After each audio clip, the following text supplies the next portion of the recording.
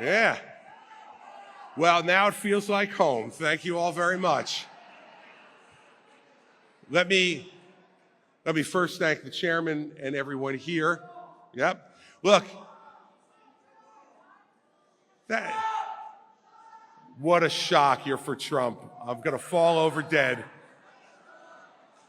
Now look,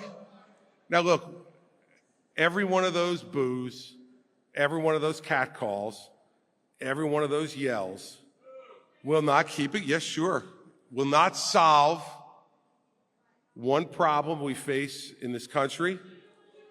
Will not solve, and will not make this country better. Your anger against the truth is reprehensible.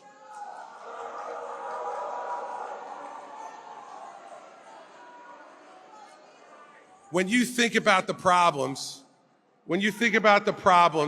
that our country and this world is facing, when you think about that, this type of pettiness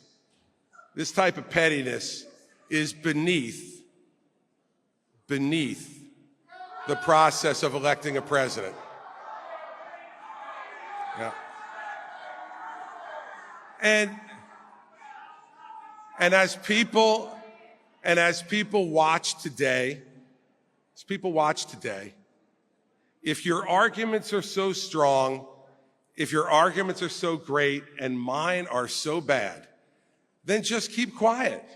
Let me make my awful arguments, and then you can just reject them out of hand. But the problem is you fear the truth. The problem is you want to shout down any voice that says anything different than what you want to hear. And you can continue to do it. And believe me, it doesn't bother me one bit. I'll tell you what does bother me.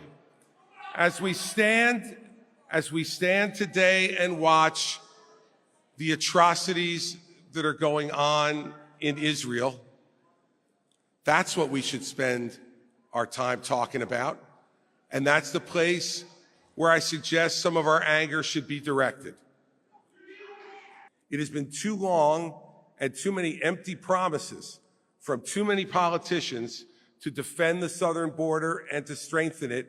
We need to once and for all secure our border and do it the right way, not with empty promises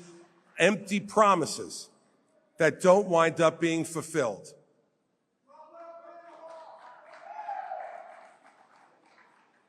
Our country was always its greatest, not when we filled the moat and pulled up the drawbridge and said we didn't care about the rest of the world.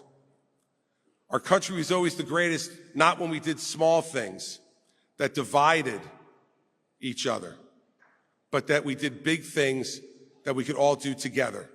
And whether you go back to the forming of this country, when it would have been easy to stay with the king in Great Britain, but a collective group of men and women decided, no, America could only be free, truly free, if we had our own country.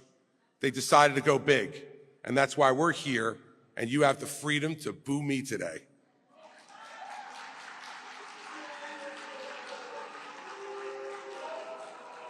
Make sure you send a thank you note to George Washington for that. We have $33 trillion in debt, more debt than this country has ever had in its history, and 13 trillion of it has been added in the last 6.5 years. We must reject failed leadership that uses our grandchildren and great-grandchildren's credit card to keep their promises of today. We need leaders in this country, once again, who know how to look at the interests in Washington and say, no more spending of the people's money. We need desperately. So I assume from that yelling, you're for $33 trillion in debt. That must be one of the things you're for. You're probably for it because you won't be here to pay for it. But our grandchildren and great-grandchildren will be here to pay for it. And you need a leader who will say no and just not come up here and tell you everything you want to hear.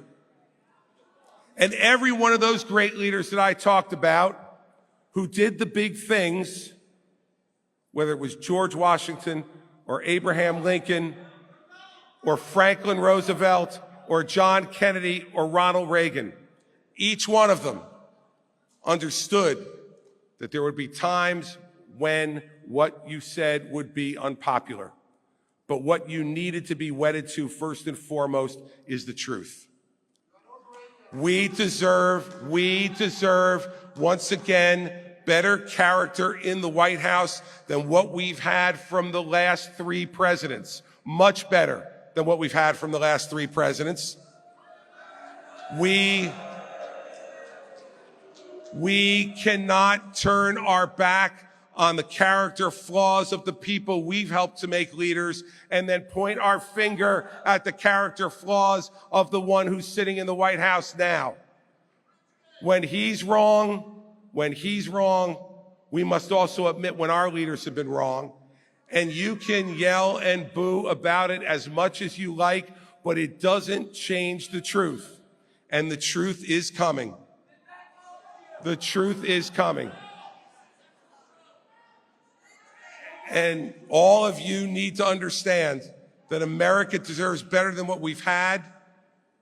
And it never makes America a better place, whether it's on a college campus in the Ivy League or whether it's in an auditorium in Orlando, for us to be booing and shouting down opinions we don't agree with. Let's go and defeat the opinions we don't agree with. That's what I'm trying to do, and I'm happy to take it on with you. America deserves better. Thank you for having me today. I appreciate it very much.